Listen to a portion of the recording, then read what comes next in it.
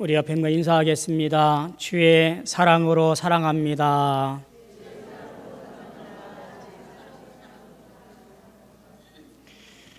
주 안에서 늘 평안하시며 승리하시는 우리 모든 성도 되어지기를 주님의 이름으로 소망하며 축원합니다. 철도 사업가인 해리스가 임종이 가까웠음을 알았습니다.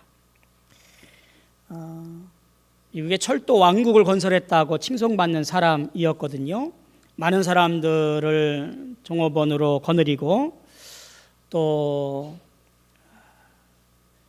철도 왕국으로서 많은 부를 누리기도 했고 존경을 받던 사람, 그가 해리스란 사람입니다.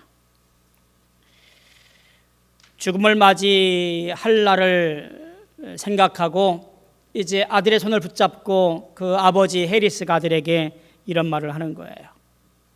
아들아, 나는 지금 이 세상을 헛살았구나. 너는 지금 인생의 실패자의 손을 잡고 있단다. 아들이 깜짝 놀라요. 아니, 아버지 무슨 말씀이에요? 아버지는 철도 왕국을 건설한 분 아니에요. 수천만 달러의 재산이 있지 않아요. 근데 무슨 실패자예요? 라고 아버지에게 말을 합니다. 아버지 해리스가 아들에게 이런 말을 했다 그래요. 아들아, 결코 그렇지 않단다. 나는 이런 일을 하는 동안 예수님을 멀리 떠나 있었단다. 예수님 안에 있지 않으면 모든 사람은 다 실패자란다 라고 했다고 합니다. 오늘 설교 제목이 실패한 인생인데요, 이 실패하다라는 말의 정의를 해리스가 잘 정리해주고 있다라는 생각을 해보게 되어집니다. 실패의 반대말 라고 정의하면 성공이겠지요. 우리가 성공했다 그러면 남들보다 더 많이 가지고 있고 남들보다 더 높은 데 있고 남들보다 더 많이 아는 것, 그것을 성공이라고 얘기합니다. 그러면 실패한 것은요, 남들보다 덜 가지고 있고 남들보다 아래에 있고 남들보다 모르는 것이 실패라고 합니다. 어디에서요? 세상에서. 오늘 이 아침에 우리가 함께하는 것은 그런 세상적 잣대, 세상적 기준으로 성공과 실패를 말하는 것이 아니에요. 실패한 인생, 성공한 인생이라고 하는 것은 영적으로 하나님 안에서의 평가를 지금 얘기하자고 하는 거예요. 그럼 무슨 얘기일까요? 실패한 인생, 성공한 인생, 하나님 안에서의 그 모습은 하나님께서 인정하시는 인생이 성공한 인생이고, 하나님께서 인정하지 않는, 하나님을 모르는 인생이 실패한 인생이라 그런 거예요. 사랑하는 성도 여러분, 실패한 인생 되어지지 말고 성공한 인생 되어지기를 축복합니다.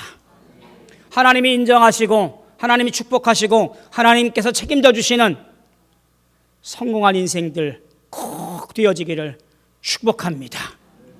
마지막 날에 하나님 품 안길 때에 잘했다 칭찬 듣는 성공한 승리한 인생들 다 되어지기를 주님의 이름으로 소망하며 축원합니다. 오늘 본문의 주인공인 여로보암은요, 느밧의 아들입니다. 어머니는 스루아라고 한 여인이에요. 여로보암에게는 두 아들이 있었는데 나답과 아비야를 두었습니다. 여로보암의 아버지 느밧은요, 솔로몬의 충실한 신하였습니다. 신복이었고요, 그리고 솔로몬의 1등 공신이었다라고 해도 과언이 아닌 사람이었습니다. 솔로몬 왕도 느밧을 신임을 해서 늘 곁에 두었던 신하가 여로보암의 아버지 느밧이에요. 여로보암은 이런 정치적인 배경 속에서 성장한 사람이에요. 그러다 보니까 자연스럽게 솔로몬을 왕으로 모시고 섬기면서 그렇게 곁에서 충성스러운 신하로 살게 되어집니다. 그리고 솔로몬 왕에게도 여로보암은 신임을 얻은 신하였습니다. 그에게 건축을 맡깁니다. 밀로를 건축하고 다윗성을 수축하게 하는 감독관으로 임명받아서 그가 열심을 다해서 맡겨진 일을 감당하는 충성된 종이었습니다. 어느 날 아히야라는 선지자가 여로보암을 찾아옵니다. 그리고 이런 예언의 말을 하는 거예요. 당신이 10지파의 왕이 될 것입니다 라는 말을 듣게 되어져요. 선지자의 말을 들은 이 여로보암이 왕이 되겠다라는 부푼 꿈을 갖게 되어지고요. 그 꿈은 이제 솔로몬 정권을 뒤집기 위한 반역, 우리로 말하면 쿠데타겠지요. 역모를 꾀하게 되어져요. 근데 이것이 솔로몬에게 발각되어지고 여로보암을 잡으라고 하는 그런 명령이 떨어지게 되어집니다. 반란에 실패한 여로보암이 이제 도망을 쳐서 애굽으로 피신을 합니다. 그렇게 세월이 흘러서 솔로몬 왕이 죽게 되어지고 여로보암도 애굽에서 다시 예루살렘으로 돌아오게 되어집니다. 이 이스라엘에는 이제 솔로몬의 뒤를 이어서 르호보암 왕이 올랐는데 르호보암 왕이 백성들의 신임을 얻지 못해요. 왜냐하면 세금도 무겁게 하고 또 건축도 많이 하다 보니까 이제 부역도 많이 참여하게 되어지고 이러면서 많은 사람들이 어렵고 고통스러움 속에서 불만들을 막 토로합니다. 자, 이 틈에 여로보암이 옛날에 꿈꿨던 반역을 꿈꾸고 아히야의 예언을 이루려고 애쓰게 되어집니다. 그렇게 북쪽의 10지파를 모아서 나라를 세워요. 이것이 바로 이스라엘의 남북 분열입니다. 그 이후로 성경은 이렇게 얘기합니다. 북이스라엘, 남유다. 그리고 종종 온 이스라엘이라는 말이 등장을 해요. 온 이스라엘이라는 말은 남과 북을 합해서 말할 때에 온 이스라엘이라고 성경에 기록되어집니다. 남쪽은 르호보암이, 북쪽은 여로보암이 다스리게 되어지고 그 북이스라엘의 초대 왕이었던 여로보암의 이야기가 오늘 본문에 나와 있는 이야기예요. 여로보암은 북이스라엘에서 22년을 다스리게 되어집니다. 그런데 북이스라엘을 다스리는 동안에 여로보암은 하나님의 말씀을 저버렸고 뜻대로 행하지 않았습니다. 결국 그의 평가는 실패한 인생, 실패한 왕으로 기록되어지게 됩니다. 왜 그의 인생을 실패한 왕이라고, 실패한 인생이라고 말할까? 오늘 그의 인생을 반면교사 삼아 우리 인생이 실패하지 아니하고 성공한 인생으로 그렇게 기록되어지고 후손들에게 회자되어지는 역사와 성공이 우리 모두에게 있게 되어지기를 소망합니다. 여로보암이 왜 실패했을까요? 첫째는 이렇습니다. 하나님이 싫어하는 우상을 만들었거든요. 28절에 보면 이렇게 말합니다.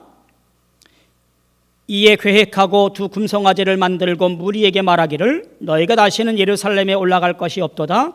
이스라엘아, 이는 너희를 애굽 땅에서 인도하여 올린 너희의 신들이라 라고 공포를 합니다. 금으로 만든 송아지를 만들어 놓고 이것이 우리의 신이라, 우리를 저 애굽에서 인도하여 낸 우리의 신이라 라고 새로운 종교법을 선포한 거예요. 하나님께서 여로보암을 뜬금없이 세웠을까? 아히야를 보내어서 그에게 너는 왕이 될 거다라고 부추겼을까? 우리는 그 뜻을 알 수 없지만 하나님의 놀라운 구원의 계획과 섭리 가운데 있음을 우리는 알게 되어집니다. 왜냐하면 하나님께서 아히야를 보내어서 북이스라엘 10지파의 왕이 될 것을 선포하셨고요. 그리고 참 공교롭게도 11장 38절에 보면 그냥 왕으로 세운 것이 아니라 그를 또한 축복하는 말씀을 전해요. 이렇습니다. 내가 만일 내가 명령한 모든 일에 순종하고 내 길로 행하며 내 눈에 합당한 일을 하며 내 종 다윗이 행함 같이 내 율례와 명령을 지키면 내가 너와 함께 있어 내가 다윗을 위하여 세운 것 같이 너를 위하여 견고한 집을 세우고 이스라엘을 내게 주리라. 엄청난 축복을 여로보암에게도 했어요. 하나님의 말씀을 따르고 하나님의 뜻대로 살아가고 하나님을 섬기는 나라로 살아있다면 그의 대대에 영원하도록 그의 나라와 그의 위가 섰을 텐데, 그는 하나님의 말씀을 따르지 아니하고 자기 뜻대로 행하고 하나님의 수라는 우상을 만들었기에 그의 대가 끊어지고 왕조가 바뀌는 일들을 그 북이스라엘은 끊임없이 행하게 되어집니다. 왜 그랬을까 하는 생각을 해보게 되어지지요. 그의 마음을 앞에 보면 26절, 27절에 고스란히 담겨져 있습니다. 그의 마음이 불안했던 것들을 가만히 보게 되어집니다. 이스라엘 백성들에게는 분명히 따라야 할 법과 그리고 예배자로서의 삶이 있잖아요.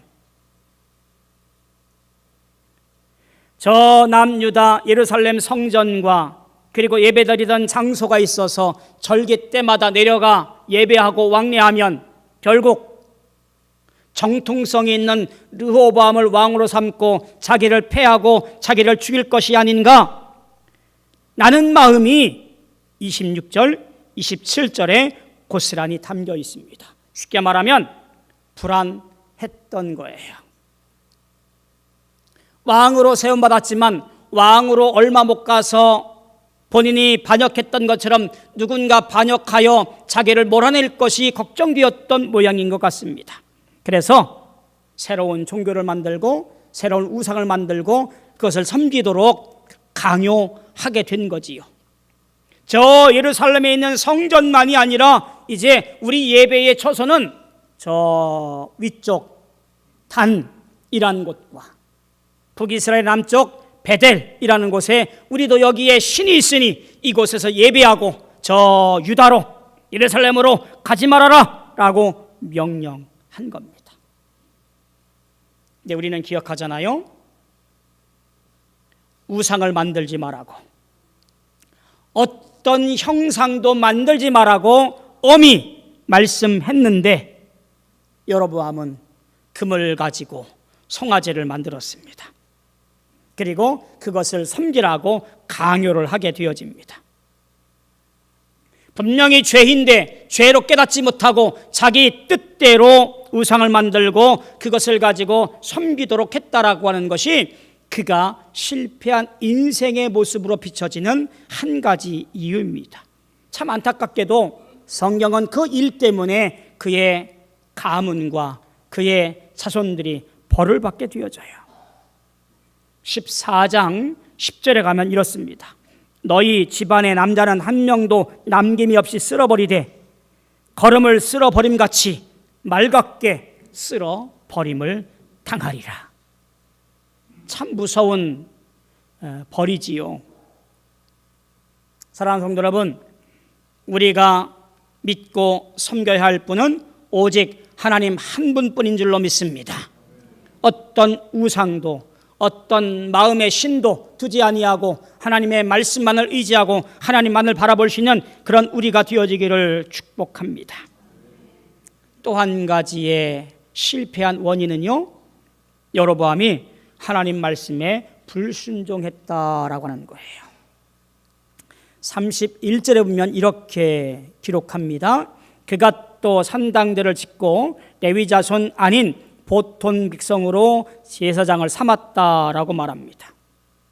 성경은 엄히 해야 할 사람들의 역할이 있고요, 또한 그 역할을 감당할 지파들을 정해 놓았습니다. 제사장의 역할은 레위 지파가 감당하도록 이미 정해져 있고요, 레위 지파들은 열심을 다해서 그 일을 감당해야만 하는 지파입니다. 이들에게는 땅도 없고요, 어떤 일에 대한 대가도 없는 지파입니다. 오직 성전에서만 그 일을 감당하도록 부름받은 백성으로 구별된 사람들입니다. 그런데 여로보암은 이런 레위 지파가 아니라 보통 사람들, 여느 사람들, 쉽게 말하면 아무나 데려다가 제사장을 세워서 그 일을 감당하도록 합니다. 하나님의 뜻과 하나님의 계획과 하나님의 섭리에 반하는 행동을 한 것이 바로 이 여로보암의 처신이었던 것을 보게 되어지지요. 이게 무슨 말일까요? 하나님 말씀을 무시했다는 얘기예요. 하나님 말씀에 불순종했다는 얘기예요. 여로보암은 이 불순종, 하나님을 무시함으로 인해서 결국 실패한 인생이 되었다는 얘기예요. 앤드류 머레이라고 하는 영성가가 이런 말을 했습니다. 모든 그리스도인들은 주님을 믿는 순간 순종의 학교에 입학하는 것이다. 참 멋있는 말이지요.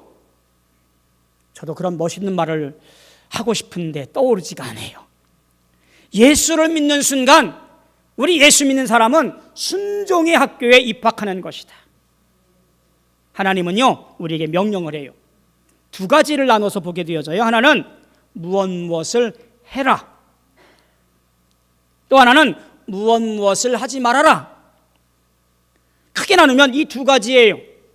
그러니까 이 두 가지는 뭐라고 말할까요? 절대 명령문 같은 거예요. 하지 말라라고 할 때 하지 않는 것이 순종이고요, 해라라고 할 때 하는 것이 순종이에요. 근데 우리는 참 청개구리 같아서 하지 말라라고 하는데 하고 하라라고 하는데 하지 않는 경향들이 있음을 보게 되어집니다. 순종은 하지 마라라고 할 때에 그것이 아무리 좋아도 좋은 일이 일어난다 하도 심지어 죽는다 하더라도 하지 말아야 되는 것, 그것이 순종이고요. 해라라고 말할 때에 그것이 내게 손해가 되어지고 혹시 힘이 들고 어려운 일이 있다 할지라도 열심을 다해 행하는 것이 순종이라는 말입니다. 예를 들기 좋은 사람이 있지요. 아브라함입니다. 그에게 세 가지 명령을 보게 되어져요. 첫째가 뭐냐면 너의 친척과 아비집과 고향을 떠나라 그래요. 그 당시 부족 국가 속에서 고향과 친척과 아비집을 떠난다라고 하는 것은요, 목숨을 내놓는 일이에요. 그런데 하나님의 명령이었기에 그는 고향과 친척과 아비집을 떠납니다.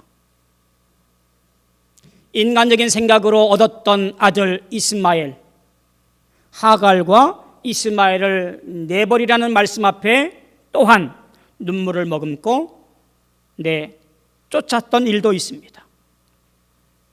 세 번째는 백세에 얻은 귀하디 귀한 아들 이삭을 하나님께서 야박하게도 저 모리아 산에 올라가 제물로 바치라고 명령하시잖아요. 아브라함은 그 말씀 앞에 순종합니다.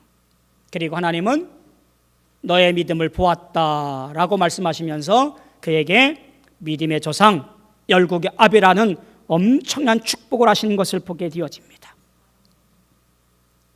우리가 말씀을 기억할 것이 있습니다. 사무엘상 15장 22절에 보니까 순종이 제사보다 낫고 듣는 것이 휴양의 기름보다 낫다라는 말씀이에요. 여러분, 작은 일에도 순종할 줄 아는 승리하는 인생 되어지기를 축복합니다. 하나님은 우리에게 가장 좋은 것을 주시기 원하십니다. 그런데 불순종하는 사람, 말씀을 듣지 않은 사람에게는 그것을 허락하지 않아요. 작은 것에 순종하는 사람에게 하나님은 아낌없이 그 모든 것을 내어 주십니다. 그러니 순종하는 자에게 놀라운 축복이 임하게 되어질 것이지요. 여러분들이 그 주인공들이 되어지기를 소망합니다. 세 번째 실패의 원인이 무엇일까요? 자기 마음대로 법을 정했다라는 이야기예요. 32절, 33절 보면 이렇게 말합니다. 여덟째 달 곧 그 달 15째 날로 절기를 정하여 유다의 절기와 비슷하게 하고 제단에 올라가되 베델에서 그와 같이 행하여 그가 만든 송아지에게 제사를 드렸으며 그가 지은 산당의 제사장을 베델에서 세웠더라. 그가 자기 마음대로 정한 달 곧 여덟째 달 15째 날로 이스라엘의 자손을 위하여 절기를 정하고 베델에 쌓은 제단에 올라가서 분향하였더라. 주의 깊게 봐야 할 단어가 있습니다. 무엇이냐면 비슷하게라는 말이에요. 하나님이 정한 날이 아니라 비슷하게 날을 정하고 자기 마음대로 자, 이 날이 하나님께 제사 드리는 거룩한 날이라 라고 선포를 해버린 거예요. 원래 이스라엘 백성들에게 정해진 대속죄일은 7월 10일이에요. 지금도 7월 10일 날을 대속죄일로 이스라엘에서는 지켜집니다.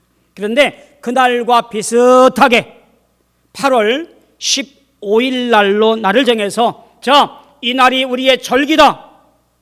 그러니 모든 사람은 제단에 올라가 하나님께 제사 드리라고 그렇게 선포를 해버린 거예요. 이스라엘에는 3대 절기라는 것이 있습니다. 신명기 16장 16절에 보니까 너희 중 모든 남자는 1년 3차 곧 무교절과 77절과 초막절에 내 하나님 여호와의 택하신 곳에서 여호와께 보이되 공수로 여호와께 보이지 말아라 라고 명령하십니다. 이스라엘의 모든 남자는, 그러니까 12살 이상 되는 모든 남자는 3대 절기 무교절과 77절과 초막절에 정한 곳에 올라가 하나님께 예배 드리고 제사해야만 했습니다. 이날은 모든 것을 다 찬송하며 하나님의 은혜를 노래하고 기쁨과 감사함으로 교제하며 영광 돌리는 날이었습니다. 그런데 여로보암은 이날 자기 마음대로 정하여 7월 10일이 아닌 8월 15일 날 우리는 저 베델과 단에 올라가 하나님께 예배하자, 금송아지에게 절하자 라고 말을 하는 거예요. 가만히 생각해 보면 죄가 어디서부터 올까요? 죄라고 하는 것이 하나님 말씀을 자기 뜻대로 비슷하게 바꾸어서 그것인 양 생각하고 착각할 때 우리에게 죄로 들어오는 경우가 허다합니다. 그래야만 내가 죄 짓는 것 같지 않기 때문에 그래요. 비슷하게 나를 만들고 비슷하게 제단을 꾸며서 그곳에 가서 절하고 예배하자 백성들이 혹하여 그 뜻을 따르게 되어지지요. 창조 이야기에서도 마찬가지입니다. 아담과 하와에게 하나님께서 선악과를 만들고 먹지 말아라 라고 하시면서 명령합니다.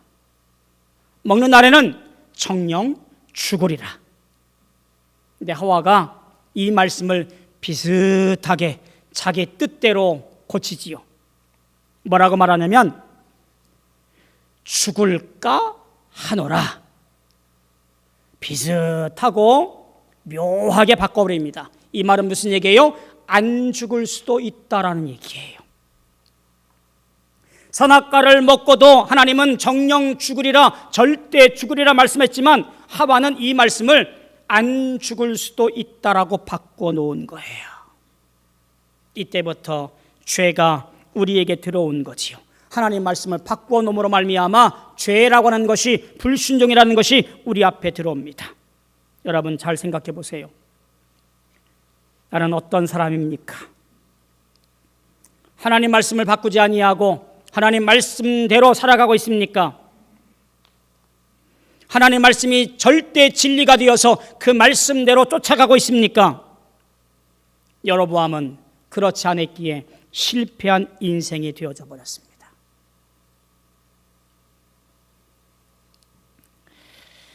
한 선교사님이 아프리카에서 선교를 했습니다. 선교사의 역할을 해가면서 정말 열정을 쏟아가면서 온 힘을 다해 가족들과 함께 말씀에 순종하여 일을 감당했습니다. 불타올랐던 열정들이요, 시간이 갈수록 열매가 안 보여서 점점점 식어가게 되어집니다. 설상가상으로 하나밖에 없는 아들이 풍토병에 걸려서 죽게 되어져요. 아버지 때문에 끌려와서 이곳에서 죽었구나라고 하는 자책감이 들기 시작해요. 아이의 엄마, 선교사의 아내도 아이가 죽은 것에 시리를 빠져서 시름시름하다가 그곳 아프리카에서 결국 땅에 묻히고 맙니다. 선교사님은 회의를 느끼기 시작한 거예요. 하나님 말씀 따라서, 하나님의 명령 따라서 이곳에 선교하러 왔는데 선교 열매는 없고 사랑하는 가족들은 다 잃고 결국 실패했구나. 시리에 빠져서 고향으로 돌아오는 배에 몸을 실었습니다. 오는 내내 울음과 좌절과 시리에 빠져서 저 배 한쪽 구석에서 그렇게 몸을 움츠리고 긴 시간을 보냈습니다. 미국 어느 항구에 도착했습니다. 밖이 요란합니다. 예포가 뻥뻥 소리를 내고 내다보니 붉은 카펫이 길게 깔려 있습니다.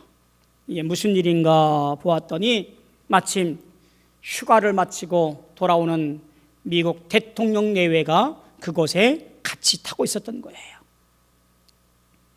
많은 사람들이 그곳에 와서 군악대가 나팔을 불면서 박수를 치면서 꽃가를 뿌리면서 대통령 내외를 맞이합니다.